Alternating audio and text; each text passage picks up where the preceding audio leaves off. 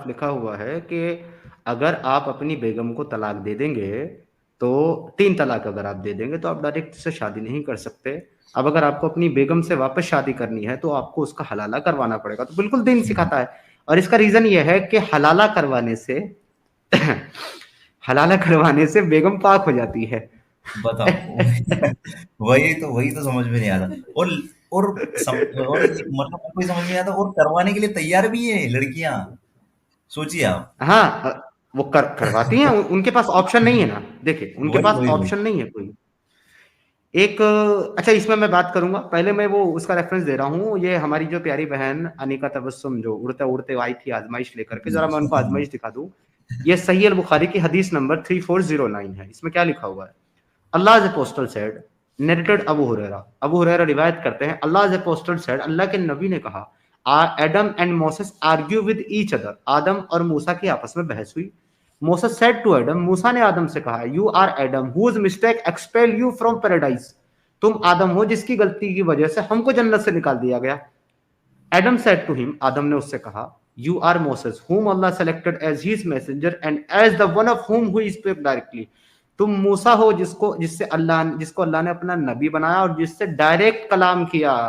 Yet अब भी you blame me for a thing which had already been written in my fate before my creation, यानी कि अब भी तुम मुझे उस चीज के लिए इल्जाम लगा रहे हो जो अल्लाह ने मुझे बनाने से 40 साल पहले मेरे नसीब में लिख दी थी। अल्लाह पोस्टल सेड ट्वाइस, अल्लाह के रसूल ने, अब मोहम्मद साहब इसमें 2 बार कह रहे हैं, सो एडम ओवर पावर्ड मोसेस, तो आदम जो है वो मूसा को चुप करा दिया। आदम के सामने मूसा की बोलती बंद हो गई। अब अगर अल्लाह ने 40 साल पहले ये सब लिख दिया था, मैं आदम को बनाऊंगा, फिर हवा को बनाऊंगा, फिर जन्नत में डालूंगा, फिर दोनों एक पेड़ लगा के कहूंगा इसका फल मत खाना, फिर शैतान को कहूंगा कि तू जन्नत में नहीं जा सकता, फिर भी शैतान सांप की शक्ल में सांप के मुंह में बैठ के जन्नत में पहुंच जाएगा, हवा को बहका देगा, आदम को सबको निकलवा देगा, फिर जमीन पर जाएंगे, फिर इनकी दुनिया में वो शुरू होगी। तो जब ये पहले से ही अल्लाह ने लिख करके रखा हुआ था, तो फिर शैतान की क्या गलती है? उसने आदम को बहकाया। वो तो वही करेगा ना जो अल्लाह ने लिखा हुआ है। अगर वो नहीं करेगा, ये आदम शैतान की बातों में नहीं आएगा, तो अल्लाह का लिखा हुआ गलत साबित हो जाएगा। अब अल्लाह का लिखा हुआ कैसे गलत साबित हो जाए? वो तो सब कुछ जानता है ना। अब आपको ये बताना पड़ेगा मुझे तबस्सुम बहन कि अल्लाह का लिखा हुआ गलत था या फिर इब्लीस ने जो किया वो सही था। दोनों में से एक चीज आपको मुझे बतानी पड़ेगी, क्योंकि इब्लीस ने और आदम ने तो वही किया जो अल्लाह ने लिख रखा था। तो आपके अल्लाह की ही बात पूरी की है। तो काहे का एग्जाम भाई? किधर का एग्जाम? अगर मेरे नसीब में सब कुछ लिखा हुआ ही है। अच्छा, एक और मजे की चीज मैं आपको बताऊं, आपके माध्यम से मैं लोगों को भी बता रहा हूं। एक और मजे की हदीस है। आपको पता है सर, एक आदमी जो है उसके नसीब में अल्लाह ने, कुछ लोगों को अल्लाह ने जन्नत के लिए बनाया है और कुछ लोगों को अल्लाह ने बनाया है जहन्नम के लिए। तो जिन लोगों को अल्लाह ने जहन्नम के लिए बनाया है, वो क्या करते हैं कि वो सारी जिंदगी नेक अमल करते हैं, हम्म, अच्छे काम करते हैं, अल्लाह की हम्म, इबादत करते हैं, नमाज पढ़ते हैं, रोजा रखते हैं, सब सारी जिंदगी। लेकिन उनके नसीब में अल्लाह ने जहन्नम लिखा हुआ है। इसकी वजह से वो आखिरी वक्त में आकर के ऐसे काम करने लगते हैं जिससे जहन्नम में चले जाते हैं। और जो लोग अल्लाह ने जन्नत के लिए बनाए हैं, वो सारी जिंदगी उल्टे सीधे काम करते हैं, गलत गलत काम करते हैं, चोरी करते हैं, डाका डालते हैं, जिना करते हैं, ये सब करते हैं, रेप करते हैं, मर्डर करते हैं। और अल्लाह ने उनके नसीब में जन्नत जाना लिखा हुआ, तो आखिरी वक्त में आकर के तौबा कर लेते हैं, जिसकी वजह से जन्नत चले जाते हैं। किधर एग्जाम? जिसको मर्जी पास कर दो, जिसको मर्जी फेल कर दो, तुम्हारे कलम में ताकत है। तो मेरा एग्जाम किधर गया? मैंने तो पूरी ईमानदारी से अपना एग्जाम लिख दिया। अब एग्जामिनर ने तय रखा है इसको फेल करना है, तो वो तो काटा ही चलाएगा ना सब पे। बिल्कुल। समझे? तो ये फ्री विल नहीं है, ना कोई एग्जाम है, ये बकवास है। सबसे वृष्ट आइडियोलॉजी इस्लाम दुनिया की। अगर किसी को इस चीज के ऊपर मेरे से डिबेट करना है, मोस्ट वेलकम, आकर के मुझे साबित कर दो, मेरे को गलत साबित कर दो, मैं तुम्हारी कुरान से साबित करूंगा।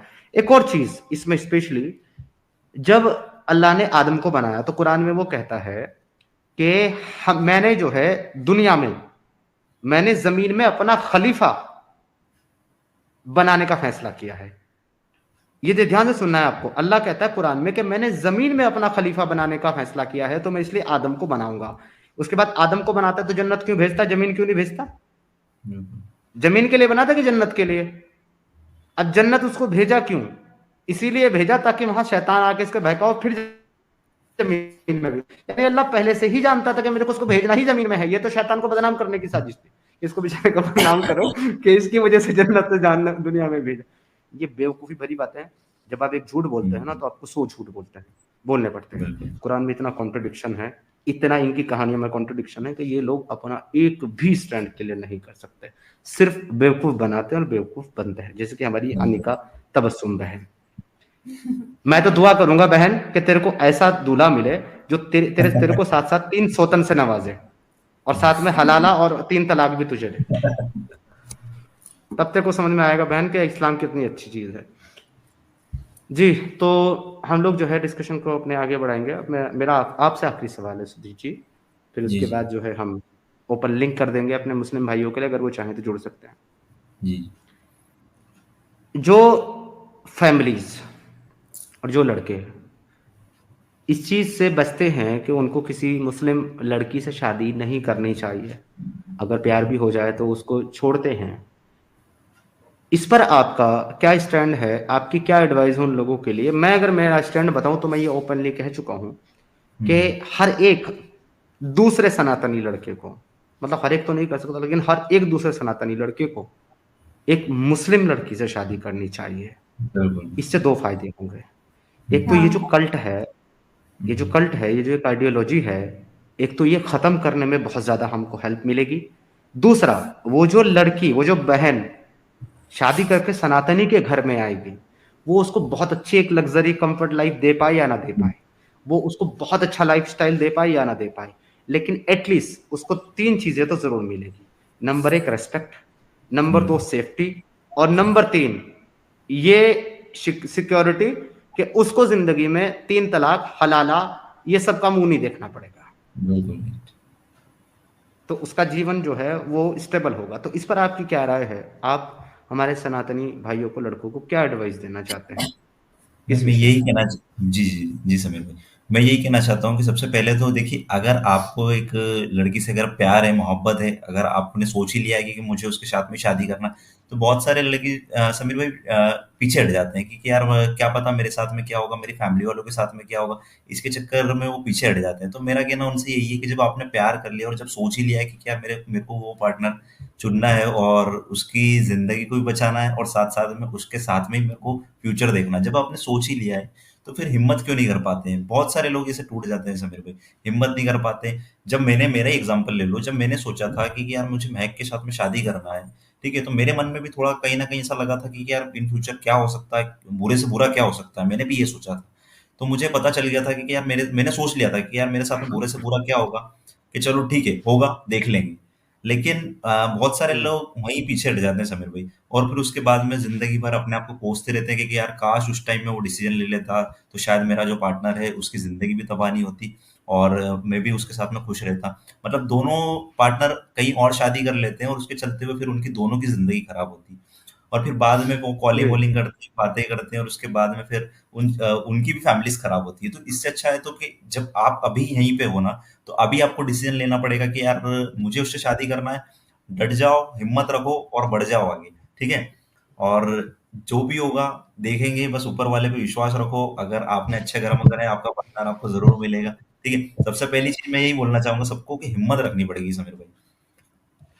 क्योंकि जी। हिम्मत अगर आप रखोगे ना, तो हिम्मत सब कुछ लेके कर लेती है आपको, ठीक है? और आपका अगर पार्टनर आपके साथ में, जैसे कि उस टाइम हम दोनों की सिचुएशन भी ऐसी थी कि यार हम लोग क्या करेंगे, क्या नहीं करेंगे, हम लोगों को भी कुछ आइडिया नहीं था। लेकिन मेरे साथ में मेरा पार्टनर खड़ा हुआ था ना, तो मुझे हिम्मत थी और मैं इसके साथ में खड़ा हुआ था, तो इसकी हिम्मत मुझे थी। हम दोनों ने हिम्मत करी और हिम्मत करने के साथ में आज देखो कि हम दोनों खुश हैं और अच्छी तरीके से हम लोग जीवन व्यतीत कर रहे हैं हमारा। तो जितने भी ये लोग सुन रहे होंगे, हमारी स्ट्रीम सुन रहे होंगे, समीर भाई को देख रहे होंगे, हम लोगों को देख रहे होंगे, उनसे मेरा सभी से यही गुजारिश है कि आप लोगों को आपका प्यार बिल्कुल भी नहीं छोड़ना है, ठीक है? गिव अप मत करो भाई और बढ़ जाओ, बस हिम्मत रखो। और जितने लोगों को भी शादी करना चाहते हो ना, ठीक है?